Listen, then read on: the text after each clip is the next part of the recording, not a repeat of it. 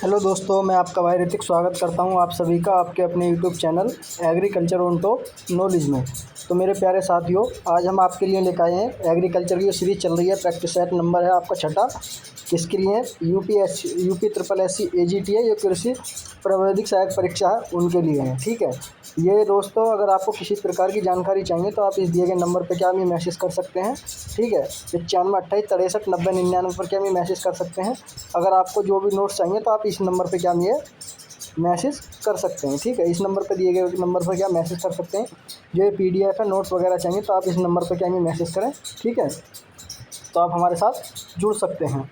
Okay, तो आज चलते हैं। पहला प्रश्न है दोस्तों आपके सामने है। कह रहा लीची का व्यावसायिक प्रबंधन कैसे करते हैं। दोस्तों, जो लीची में प्रोपोगेशन करते हैं वो किसके द्वारा करते हैं। तो आपके सामने 4 ऑप्शन है, इनमें से क्या बताना है। पहला ऑप्शन है कलिका द्वारा, दूसरा है हवाई दाब द्वारा, तीसरा है कलम बांध द्वारा, चौथा आपका कलम लगाकर। तो दोस्तों, इन चारों ऑप्शन में से आपका राइट आंसर कौन सा होगा। तो साथियों, इसमें आपका राइट आंसर हो जाएगा ऑप्शन नंबर बी। किसके द्वारा करते हैं दोस्तों लीची का प्रबंधन जो करते हैं, हवाई दाब के द्वारा, जिसे बोलते हैं हम एयर लेयरिंग। क्या बोलते हैं दोस्तों? एयर लेयरिंग क्या उसे बोला जाता है। ठीक है, एयर लेयरिंग क्या उसे बोला जाता है। ओके, और बात कर लेते हैं दोस्तों, जो आपकी क्या है कलिका द्वारा। ठीक है, कलिका द्वारा जो किस में करते हैं, इसके बारे में थोड़ी सी हम क्या जान गए। तो इसमें ये करते हैं दोस्तों हम किस में, माल्टा में। ठीक है, किस में करते हैं इसे, माल्टा में करते हैं। ठीक, उसके बाद दोस्तों आपका कलम द्वारा बचा है। तो आपको पता होगी कलम द्वारा तो हम क्या है, कई सारे ऐसे प्लांट हैं जिनमें क्या हम करते हैं। ठीक, ओके, कलम द्वारा ऐसे आम का है। ठीक, आम में भी क्या हम ग्राफ्टिंग वगैरह करते हैं, इनकी कलम तैयार करते हैं। ये सब क्या है, किस में करते हैं हम, कलम बांध इनकी। ठीक है, इसमें सब में क्या करते हैं। आगे चलते हैं। अगला प्रश्न है दोस्तों आपका प्रश्न नंबर 2। कह रहा है फूल गोभी में तने में खोखलेपन की बीमारी का कारण क्या होता है। दोस्तों, जो आपने फूल गोभी देखी होगी उसका तना क्या है, खोखलापन हो जाता है। ठीक है, तो वो किसके कारण होता है, लोहे की कमी के कारण, जस्ते की कमी के कारण, बोरोन की कमी के कारण, या मैंडी-विलम की कमी के कारण। दोस्तों, मैंडी-विलम की कमी के कारण। तो इसमें आपका राइट आंसर क्या होगा। तो इसमें आपका राइट आंसर हो जाएगा ऑप्शन नंबर सी, यानी किसकी कमी के कारण, बोरोन की कमी हो जाती है। तब क्या है, नाइट्रोजन मतलब बोरोन की कमी के कारण क्या है, जो फूल गोभी है उसके तने में क्या खोखलापन हो जाता है। और बता दूं दोस्तों आपको, बोरोन की कमी से क्या फूल में क्या ब्राउनिंग कलर हो जाता है। ब्राउनिंग की क्या है वो होती है बीमारी। ब्राउनिंग की दिक्कत भी किससे होती है, हमारी बोरोन की कमी से होती है। ठीक है, जो ब्राउनिंग की कमी होती है, जो खोखला तना हो जाता है, ठीक हो जाता है। और बात करते हैं दोस्तों, तम्बाकू में जो टॉप सिकोनर नामक बीमारी होती है, वो भी किसके द्वारा होती है दोस्तों, बोरोन की कमी के कारण ही होती है। ठीक, उसी प्रकार दोस्तों आपके सामने अगला प्रश्न है प्रश्न नंबर 3। अगला प्रश्न है प्रश्न नंबर 3। कह रहा है सल्फेट में गंधक की मात्रा होती है। दोस्तों, सल्फेट के अंदर गंधक की मात्रा है कितने % पाई जाती है। तो 30% पाई जाती है। Option number B 24%, option number 3, option number C 18%, option number D 12%। दोस्तों, अमोनियम सल्फेट में पाई जाती है। इसका राइट आंसर कौन सा हो जाएगा। तो ऑप्शन नंबर बी। कौन सा राइट आंसर हो जाएगा, 24% के आसपास क्या है पाई जाती है। ठीक है, बात करते हैं दोस्तों अमोनिया नाइट्रेट में। ठीक है, आपको ये पता होना चाहिए दोस्तों, पूछ सकता है अमोनिया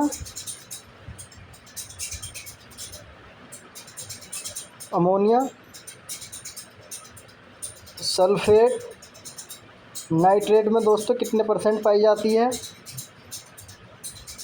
तो इसका मैं बता दूं, अमोनिया नाइट्रेट सल्फेट में 15 से 10% के आसपास क्या है पाई जाती है। 15 से 10% के आसपास क्या पाई जाती है, क्या सल्फेट। ठीक है, जो सल्फेट होती है गंधक, वो कितने % पाई जाती है अमोनियम सल्फेट में, 15 से 12%। बात करते हैं दोस्तों सिंगल सुपर फास्फेट यानी कि SSP में।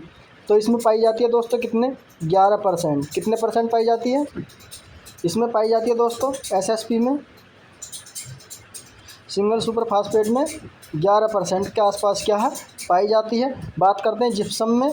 तो जिप्सम में दोस्तों कितने % पाई जाती है, सल्फेट जो गंधक जो पाई जाती है, गंधक जो पाई जाती है सल्फर जिसे बोलते हैं, तो वो कितने % पाई जाती है, 20%। कितने %, 20% क्या पाई जाती है। ओके, उसी प्रकार दोस्तों अगला प्रश्न है आपका प्रश्न नंबर 4। कह रहा है मूंगफली में दानों की औसत मात्रा कितनी होती है? दोस्तों मूंगफली में जो दाना निकलता है कितने परसेंट निकलता है? तो option number A 70%, option number B 50%, option number D 40%, option number D 30%, option number C 40%, option number D 30%। तो दोस्तों इसका राइट आंसर क्या होगा? तो ऑप्शन नंबर इसमें राइट आंसर हो जाएगा ऑप्शन नंबर ए, यानी कि 70% के आसपास क्या है दाने की औसत मात्रा निकलती है। दोस्तों अगर आपने अभी तक हमारे चैनल पर क्या है जितनी भी कल्टीवेशन है बहुत अच्छी तरीके से क्या समझा रखी हैं, गेहूँ धान मक्का इन सब की अच्छी तरह से है, पॉइंट वाइज है। अगर वो क्लासें नहीं देखी हैं तो आप इस क्लास को देखने के बाद उन्हें ज़रूर देख कर जाएँ, क्योंकि वो आपके लिए क्या बहुत ही हेल्पफुल होने वाली हैं। ठीक है, इसलिए उन वीडियो को आप ज़रूर देख कर जाएँ लास्ट तक। ठीक, बात करते हैं कितने परसेंट दाने की औसत मात्रा पाई जाती है? 70%। ठीक है, जिसे बोलते हैं। और बात करते हैं मूंगफली में दाने में कितने परसेंट तेल पाया जाता है? दोस्तों मूंगफली का दाना है, दानों में तेल की मात्रा कितने परसेंट है? तो इसकी बात कर लेते हैं। 45% के आसपास क्या तेल पाया जाता है। और बात करते हैं 26% क्या प्रोटीन क्या पाया जाता है? दोस्तों प्रोटीन पाया जाता है 26%। दोस्तों क्या पाया जाता है? प्रोटीन। 45% आपका क्या पाया जाएगा? तेल पाया जाता है। ठीक, और बात करते हैं विश्व में मूंगफली का सबसे अधिक उत्पादन होता है। उत्पादक जो है कौन कौन करता है क्रम से है। सबसे पहले दोस्तों आपका क्या हमारा चीन है, उसके बाद क्या हमारा भारत है। दूसरे नंबर पर कौन करता है मूंगफली का उत्पादन? भारत करता है। ओके, पहले नंबर पर क्या है? चीन है। आगे चलते हैं, प्रश्न नंबर 5 देखते हैं। कह रहा डोपोक विधि द्वारा उगाई गई धान की पौध रोपाई लायक हो जाती है। दोस्तों जो डोपोक विधि होती है धान में क्या एक नई विधि है जो क्या करती है, नर्सरी तैयार करने की विधि है। ठीक है, ये सबसे पहले दोस्तों कहाँ से निकली गई थी इसके बारे में बात करते हैं। फिलीपींस से। डोपोक विधि दोस्तों किससे निकली गई थी? सबसे पहले फिलीपींस से क्या है निकली थी। कहाँ से? फिलीपींस से। ठीक, फिलीपींस से क्या है निकली थी। बात करते हैं इस विधि में जो बोने के कितने दिन बाद तैयार हो जाती है पौध। तो आपको इसमें कितने से 12 से 14 दिन के आसपास क्या है पौध तैयार हो जाती है। और बात करते हैं इस विधि द्वारा सीड रेट कितना लगता है धान का। तो ये भी आपको क्या पता होना चाहिए, कितना लगता है दोस्तों? 3 kg। इसमें दोस्तों हम क्या करते हैं जो मिट्टी की इसमें क्या ज़रूरत नहीं पड़ती है। हम क्या करते हैं जो आपके पास क्या फर्श होता है घर का, उस पर क्या है लकड़ी की कुछ सतह पर क्या है गीला करके जूट के ऐसा आपके पास बोरी है, आपने बोरी करके उस पर डाल दिया और उसमें क्या है अंकुरण हो जाता है। तो वो क्या जम जाता है आसानी से, तो वो क्या पौध तैयार हो जाती है। ठीक है, तो ये कितने kg के आसपास रहती है पर हेक्टेयर के लिए? 30 kg पर हेक्टेयर के आसपास क्या लग जाती है 1 हेक्टेयर में। इससे जो धान तैयार किया था वर्ग मीटर, सॉरी हेक्टेयर में नहीं, वर्ग मीटर में आप क्या तैयार कर सकते हैं 3 kg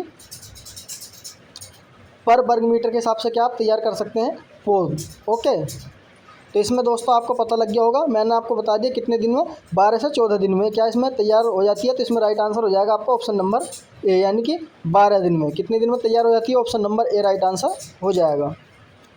उसके बाद साथियों अगला प्रश्न है प्रश्न नंबर 6। कह रहा गन्ने में रस ओ की औसत मात्रा होती है। दोस्तों रस की मात्रा कितने परसेंट होती है गन्ने में? तो आपके सामने क्या 4 ऑप्शन है, इनमें से क्या बताना है। पहला ऑप्शन हो जाएगा दोस्तों आपका 75 से 80%, दूसरा हो जाएगा 60 से 70%, तीसरा हो जाएगा 55 से 60%, चौथा हो जाएगा 45 से 50%। तो दोस्तों गन्ने में कितने परसेंट क्या है रस की मात्रा होती है? तो इसमें आपका राइट आंसर हो जाएगा दोस्तों ऑप्शन नंबर बी, यानी कि 60 से 70% के आसपास क्या है रस की मात्रा होगी, यानी कि इसका बी राइट आंसर हो जाएगा। बात करते हैं चीनी की कितनी मात्रा होती है दोस्तों गन्ने के अंदर। तो चीनी मतलब कितनी बनती है? 9 से 11% के आसपास बनती है, ये भी आपको पता होना चाहिए। गुड़ की बात करते हैं दोस्तों, गुड़ में मतलब कितने परसेंट होता है? गुड़ की परसेंटेज 12 से 13% होती है दोस्तों। ठीक है, और उसके बाद दोस्तों क्या बात करते हैं सुक्रोज, किसकी? सुक्रोज की बात कर लेते हैं। ठीक, सुक्रोज की मात्रा कितने परसेंट पाई जाती है ये आपसे क्या साथियों पूछ सकता है, इसलिए मैं आपको क्या बता रहा हूँ, यानी कि 12 से 14% ये भी क्या पाई जाती है। दोस्तों जो सीरा होता है वो कितने परसेंट पाया जाता है? तो इसका क्या हो जाएगा 3.5% के आसपास क्या सीरा भी पाया जाता है गन्ने के अंदर। ओके, उसी प्रकार दोस्तों आपके सामने अगला प्रश्न है प्रश्न नंबर 7। कह रहा ग्रीष्मकालीन में मूंग की बीज दर होती है। दोस्तों आप जब ग्रीष्मकालीन में यानी कि समर सीजन में क्या है मूंग की खेती करते हो तो उसके लिए सीड रेट कितनी रखते हैं हम, यानी कि बीज दर कितनी रखते हैं। ऑप्शन नंबर है 35 से 40 KG per hectare. Option number B 25 से 30 KG per hectare. Option number सी 50 से 20 KG per hectare. Option number D 10 से 15 केजी पर हेक्टेयर। तो इसमें दोस्तों आपका राइट आंसर क्या होगा? तो इसमें आपका दोस्तों राइट आंसर हो जाएगा कौन सा? ऑप्शन नंबर बी, यानी कि 25 से 30 केजी के आसपास क्या हम रखते हैं ग्रीम्स कालीन में, कितनी रखते हैं? 25 से 30 केजी। इसका राइट आंसर हो जाएगा बी, राइट आंसर हो जाएगा। बात करते हैं अगर दोस्तों आप मिश्रित खेती करके बोते हैं, अगर मान लो आप एक साथ क्या कई खेती करके बोते हैं तो उसके लिए कितनी बीज रखते हैं हम? उसके लिए बता दूं, फसलों के साथ मिश्रित खेती के लिए तो उसमें रखते हैं 8 से 10 केजी दोस्तों। कितनी रखते हैं? 8 से 10 केजी रखते हैं पर हेक्टेयर। ठीक, अब बात करते हैं और किसकी? खरीफ ऋतु में, यानी कि आप खरीफ ऋतु में क्या बोते हैं, जो अब क्या इस समय चल रही है, उसमें कितनी रखते हैं दोस्तों खरीफ ऋतु में? तो इसमें कितनी रखेंगे हम दोस्तों? इसका 15 से 20 केजी। कितनी रखेंगे दोस्तों? 15 से 20 केजी पर हेक्टेयर के आसपास क्या रखेंगे हम, अगर हम क्या खरीफ ऋतु में बो रहे हैं। ठीक है, और जो ग्रीम्स कालीन है समर में की बात बता दी मैंने, option number B right answer इसका हो जाएगा। उसकी प्रकार दोस्तों आपके सामने अगला प्रश्न है, इम्पोर्टेंट प्रश्न है, कह रहा पौधों के लिए लोहा तत्व की आवश्यकता सिद्ध की गई थी। दोस्तों ऐसे कौन से साइंटिस्ट थे जिन्होंने बताया कि जो आयरन है उसकी आवश्यकता मतलब पौधों के लिए बहुत ज़रूरी है?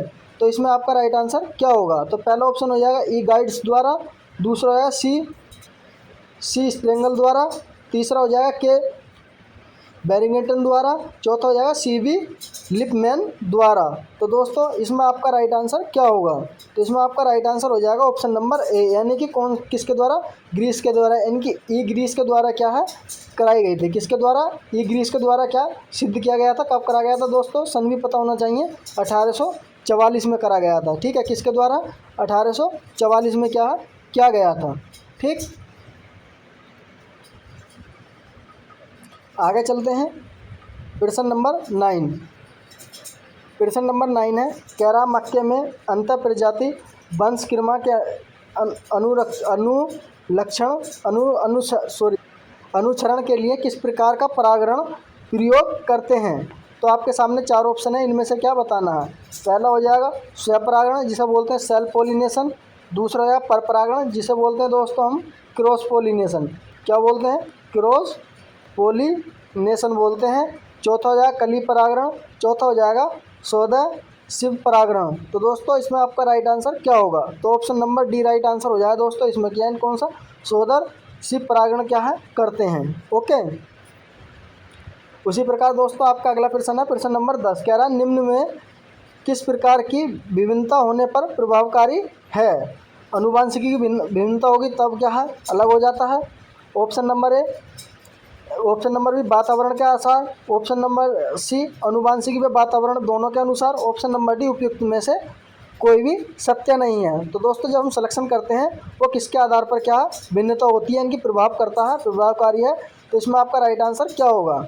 तो 10 का दोस्तों आपका राइट आंसर हो जाएगा क्या हमारा? ऑप्शन नंबर बी, यानी कि वातावरण के आसपास क्या हम सिलेक्शन करेंगे, कैसा इन्वायरमेंट है, कैसी कंडीशन है, वहाँ कोई चीज़ सर्वाइव करेगी या नहीं करेगी, ये सब चीज़ों को देखने के बाद क्या हम सिलेक्शन करते हैं। ठीक है, किसे करते हैं? सिलेक्शन करते हैं वातावरण को देखते हुए।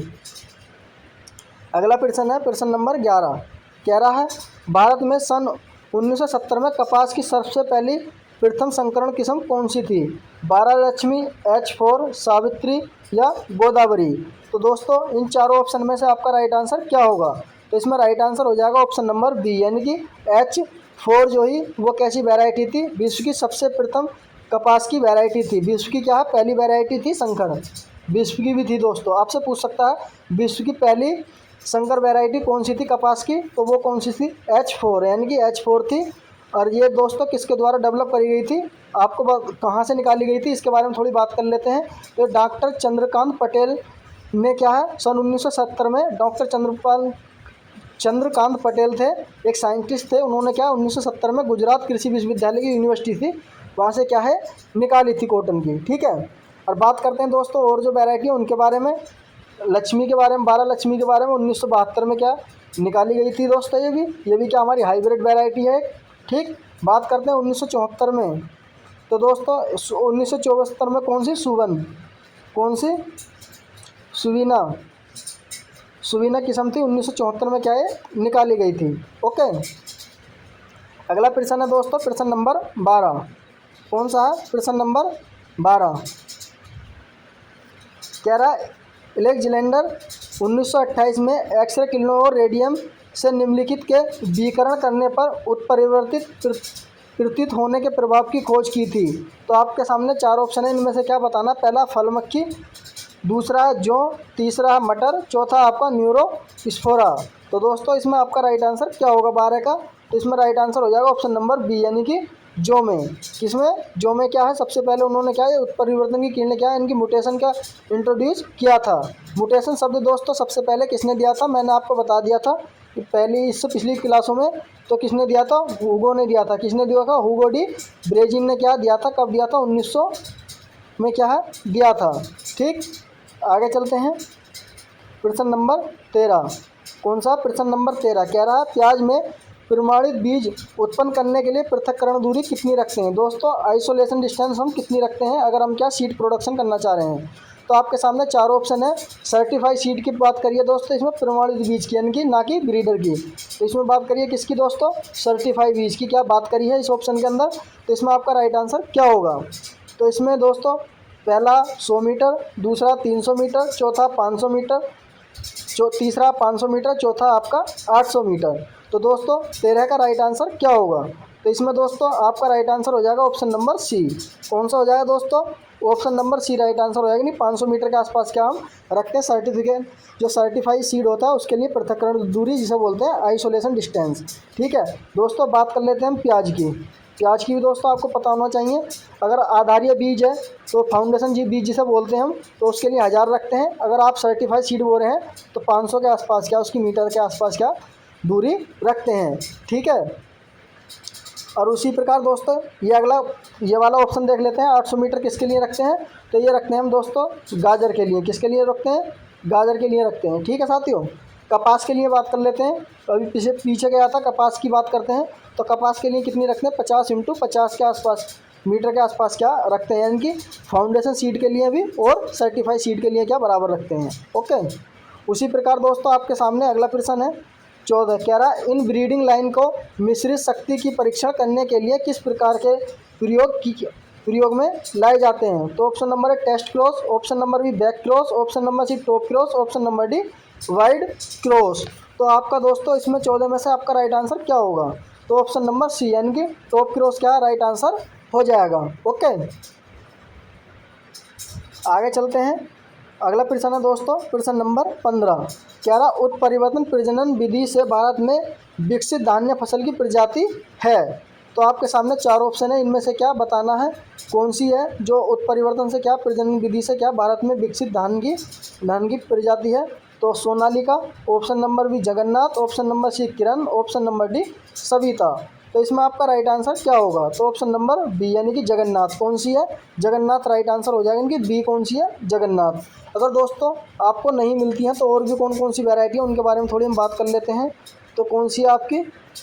प्रभावती। कौन सी है? प्रभावती। उसके बाद है दोस्तों गौतम। उसके बाद कौन सी हमारी?